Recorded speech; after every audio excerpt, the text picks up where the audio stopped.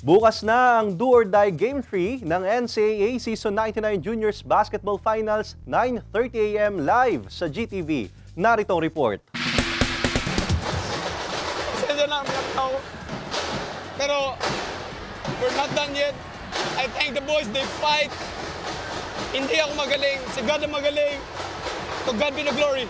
Naging emosyonal ang head coach ng Perpetual Junior Altas si Job Cleopas matapos silang tablahin ang serye ng NCAA Season 99 Juniors Basketball Finals laban sa defending champions Letran Squires 91-90. Pero di tulad ng kanyang lungkot nung natalo sila sa Game 1. Tears of joy naman nang dumaloy sa Game 2. I told them, you know what guys, alisin ko na yung galit ko dito.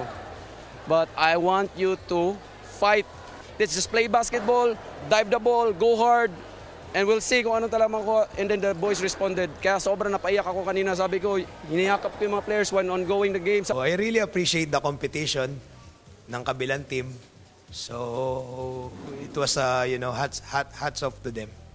They played well today. Ayon sa best play of the game na si John Pagulayan, ibang Perpetual team ang naglaro sa Game 2 kumpara sa Game 1. Anong Game 1 po, hindi ko po, parang bagsak po yung katawan namin, parang hindi po namin alam anong nangyari nung Game 1. Kaya naman po namin sana nung Game 1. Nung Game 2, parang pinag-usapan po namin lahat, nag-huddle po kami na laban na po, ito na po, wala na pong bukas, now or never nga po sabi ni Coach Chop. Mula now or never para sa Perpetual Game sa Game 2. Sa darating na Sabado, do or die para sa kampyonato ang dalawang koponan. Iba yung puso ng mga players ngayon. Sabi ko, alam kong sobrang lakas talaga ng Letran.